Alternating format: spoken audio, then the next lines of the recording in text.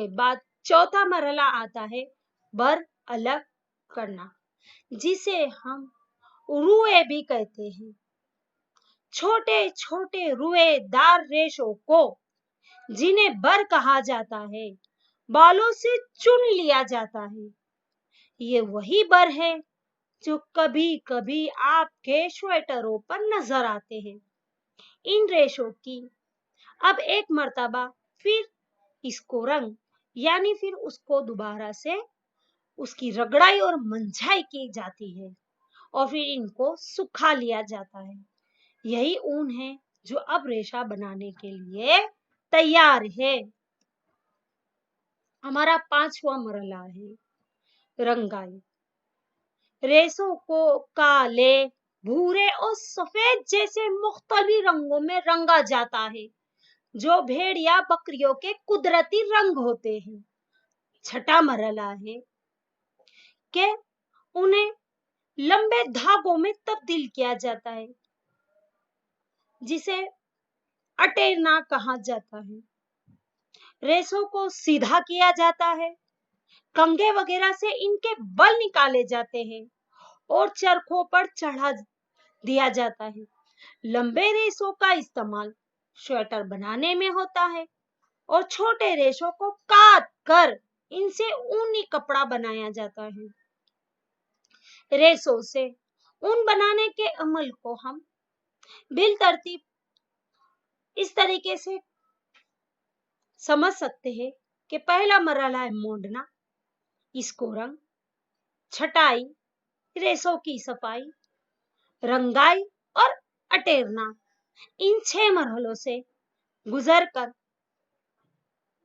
हमें रेशों के बाद कपड़ा हासिल होता है। मेरे प्यारे बच्चों, रेशम के कीड़े को हमारे हिंदुस्तान में पाला जाता है, जिसे हम पेला परवरी कहते हैं। रेशम के रेशे भी हैवानी रेशे ही हैं। रेशम के कीड़े रेशम के रेशों को बुनते हैं।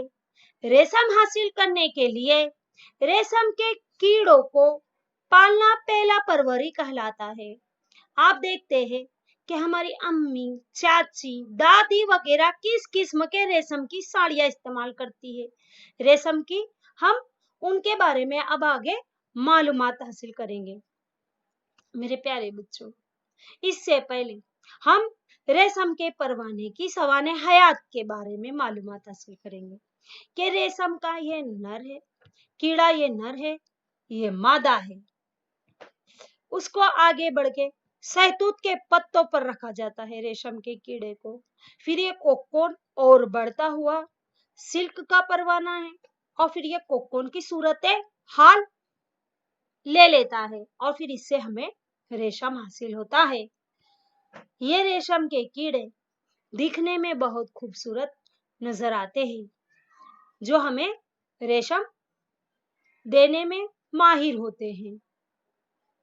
रेशम का जो कीड़ा होता है वो नर, रेशम का कीड़ा जो नर होता है वो और मादा दोनों को साथ में रखा जाता है, जिसमें मादा अंडे देती है, जिसको लार्वा कहते हैं या रेशम का कीड़ा कहा जाता है। इनका साइज बढ़ता रहता है। जब ये पहल रूप अपनी जिंदगी के अगले मरहले में दाखिल होने के लिए तैयार होता है, तो यह अपने रहने के लिए एक जाल बुन लेता है। इस वक्त वो अपना सिर इस तरह घुमाता है मानो अंग्रेजी का अदद 8 की शक्ल बनती है। सर की इन्हीं हरकत के दौरान पहल रूप एक रेशे का फ्रास करता है, जो प्रोटीन का बना होता है और प्रोटीन का बना होने की वजह से जब वो हवा के रब्त में आता है तो सख्त बन जाता है और रेशम का रेशा बन जाता है। फिर जल्दी पहल रूप मुकम्मल तौर से खुद को रेशम के रेशों से ढक लेता है और यह प्योपा की तरह रेशम के रेशे ढक लेने को हम कोकोन कहते हैं। कोकोन के अंदर प्योपा मजीद नशोनुमा पाकर पुराने की शक्ल इख्तियार कर लेता है। रेशम के रेशे का इस्तेमाल रेशमी कपड़ा बुनने के लिए किया जाता है। क्या आप तस्वुर कर सकते हैं, रेशम का मुलायम धागा ऐसा ही मजबूत होता है जैसे फौलाद का धागा। रेशम का मुलायम धागा रेशम के परवाने को कोकोन से हासिल होता है। रेशम के परवानों की भी किस्में हैं जो देखने में भी एक दूसरे से मुख्तलिफ होती है। इसीलिए इनसे जो धागा हासिल होता है वो अपनी बनावट, अपनी मोटाई, चिकनापन और चमकदार की वजह से मुख्तलिफ होते हैं। मेरे प्यारे बच्चों, यहाँ पर हम सिल्क की 3 किस्में देखेंगे। नंबर 1 तसर सिल्क, मोगा सिल्क और नंबर 3 है कोसा सिल्क, जिससे बहुत ही खूबसूरत सिल्की साड़ी तैयार की जाती है। मेरे प्यारे बच्चों, अब मैं आपको बताऊंगी कि कोकोन से हम रेशम किस तरह से हासिल करते हैं। रेशम हासिल करने के लिए रेशम के परवानों की परवरिश और देखभाल की जाती है। फिर इनको कोकोन को रेशमी धागा हासिल करने के लिए जमा किया जाता है।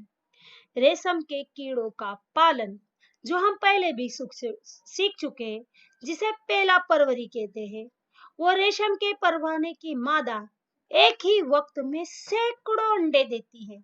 इन अंडों को एहतियात के साथ कपड़े या कागज के पट्टियों में इकट्ठा कर लिया जाता है और फिर इन अंडों को इन किसानों के हाथ बेच दिया जाता है जो इन रेशम के कीड़ों को पालते हैं।